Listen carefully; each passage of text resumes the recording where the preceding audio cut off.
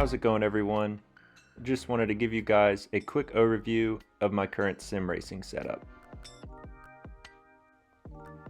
So the cockpit is from GTOmega. It's called the GTOmega Prime, and it comes with your choice of this RS6 seat, which I've been using, the RS9 seat, and the RS-XL. I've really enjoyed this seat. It's the narrower, taller version, so it fits my body well. The rig itself comes in this anodized black color, which I personally like. The only downside to it is it does show dust and potentially scratches a lot more than the normal silver finish you get on most other rigs like this. It does come with a shifter mount. It's, as you can see, it's wide enough to do both the shifter and a handbrake. The pedal deck is both height adjustable, angle adjustable, and then you can also slide it forward and back. You can see the pedal tray itself slotted and bolted down there, so you can slide it in the channels in the rig forward and backward. The wheel deck is also adjustable. You can also get different ones that can fit a direct drive wheel if you have one of those, so you can tilt it, raise it, move it back and forward, get it perfectly to your position. My wheelbase is the Thrustmaster TS-XW. It's compatible with Xbox and PC. And along with it, I have a few too many extra wheels, a couple from Acelith Design and then a couple from Thrustmaster themselves. And for the pedals, I'm using the Thrustmaster T-LCM, so they're Thrustmaster's load cell pedals.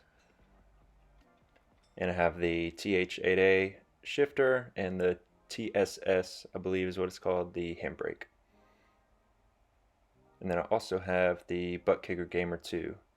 With this little jerry-rigged attachment I have to keep it bolted down, but it works well. Now I am using a few accessories from Trak, and this first one are the universal seat brackets, which are meant for recliner seats and let you adjust the angle of the seat. And they also raise the seat a little bit. And they come with two of these little bars here. You can see one going across that I have the butt kicker mounted to. Just a lucky accident that worked. But it gives you the flexibility to mount an office chair on your sim rig. So you can take an office chair like this one, take the casters off, and if you find it really comfortable, you can mount it there. The other accessory I have are what Trak call the sim feet, but essentially they isolate the rig from the floor, help prevent passing vibrations, and allow you to balance each corner height-wise. As you can see, my TV sits pretty high, so the seat brackets and these combined really helps me get in the right position. Now, as far as flex goes with the wheel deck or the uprights, under use, I don't notice any. Yeah, this is me playing Dirt Rally. It's the game I can think of where you're throwing the wheel around the most.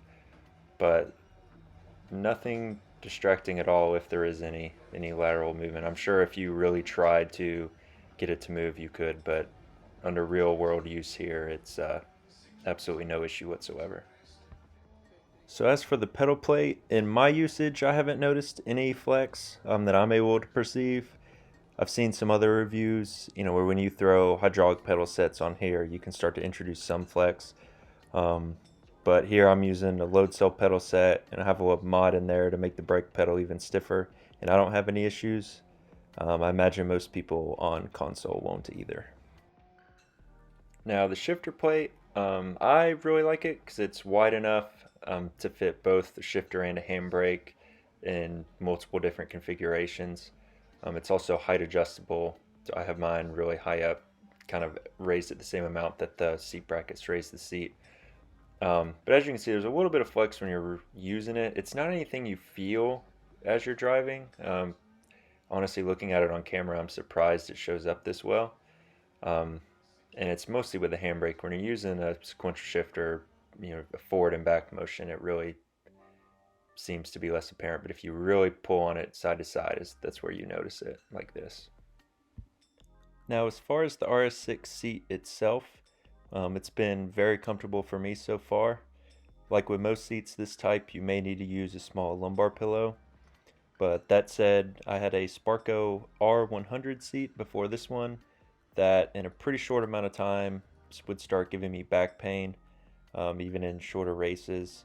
This seat so far hasn't done that to me, so it's been great for me. The only downside with this seat, I'd say, is because it is the vinyl material, it doesn't breathe quite as well as a cloth seat.